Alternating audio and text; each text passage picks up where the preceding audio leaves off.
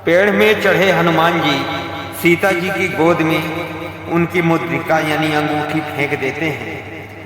अंगूठी को देखकर सीता जी तुरंत अपनी अंगूठी पहचान जाते हैं कि यह अंगूठी मेरी है, जो कि मैं श्री राम को दी थी।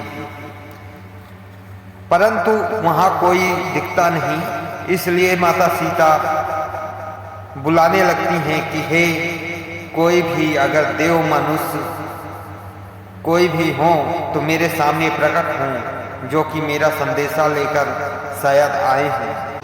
तब हनुमान जी माता सीता के सामने सूक्ष्म रूप में कूद आते हैं पेड़ से, और सीता जी भयभीत हो जाती हैं उनके रूप को देखकर, क्योंकि राक्षस कई तरह के रूप रंग बना लेते हैं और वो वानर रूप में थे। परंतु हनुमान जी के बताने पर कि हे माते, यह मुद्रिका आपने केवट को देने के लिए भगवान श्री राम प्रभु को दी थी, और तुमने सुमेरु पर्वत पर अपने कुछ आभूषण अपने वस्त्र पर बांधकर फेंकी थी। सो यही बात सब सुनकर सीता माता हनुमान जी पर विश्वास कर लेती है। सीता माता के पूछने पर कि श्री राम प्रभु की स्तुति बताओ, तो हनुमान जी बताते हैं कि हे माते, राम प्रभु आपसे भी ज्यादा कहीं आपसे प्रेम करते हैं।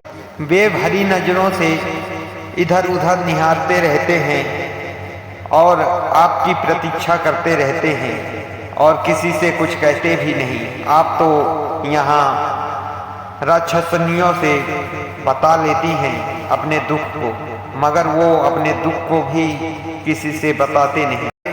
हनुमान जी के यह बात कहने पर कि हे माते, मैं विशाल रूप धारण करके और तुमको अपने पीठ पर बैठाकर श्री राम प्रभु से मिला देता हूँ, तो सीता जी कहती हैं नहीं वत्स, मैं अपनी इच्छा से किसी पर पुरुष को स्पर्श नहीं कर सकती। और दूसरा कारण यह भी है कि मैं श्री राम प्रभु के साथ ही जाऊंगी, क्योंकि रावण से युद्ध करने का यश और रावण को मारने का यश भगवान राम को मिले। सीता जी से आज्ञा लेकर हनुमान जी अशोक वाटिका जाते हैं और अशोक वाटिका के वृक्षों को नष्ट करने लगते हैं, और कुछ फल फूल खाते हैं, कुछ तोड़ तोड़ के फेंकने लगते हैं। यह सब कौतुक देखकर वहां के रक्षक, अशोक वाटिका के रक्षक सैनिक आ जाते हैं और हनुमान जी से युद्ध करने लगते हैं। हनुमान जी जब उनको मार गिराते हैं, हनुमान के सामने रावण का पुत्र अक्षय कुमार आता है, जो कि विशाल काय शक्तिशाली था और महान योद्धा भी था, मगर हनुमान जी उसका वध कर देते हैं। हनुमान जी तो यही चाहते थे कि मैं रावण की सैन्य बल को देखूं और उसकी शक्ति देखूं कि कितनी शक्तिशाली उसके सैनिक हैं और उसके योद्धा कितने हैं।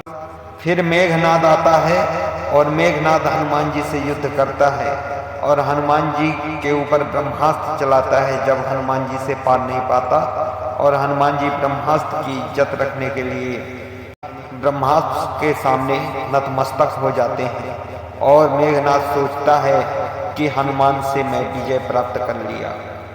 हनुमान जी यहाँ अपनी शक्ति दिखाते हैं ताकि रावण के यह समझ में आए कि राम अकेले नहीं हैं, उनके साथ उनके भक्त भी हैं जो कि कितने शक्तिशाली हैं, और रावण के योद्धाओं की शक्ति की भी परीक्षा लेते हैं ताकि राम प्रभु को बता सकें कि लंका के योद्धा कितने शक्तिशाली हैं। दोस्तों, मेरी यह वीडियो अगर आप लोगों को ठीक लगी हो तो मेरे इस वीडियो को लाइक करें और कमेंट में जय श्री हनुमान जी और जय श्री राम जरूर लिखें, और चैनल को सब्सक्राइब करें। जय श्री राम।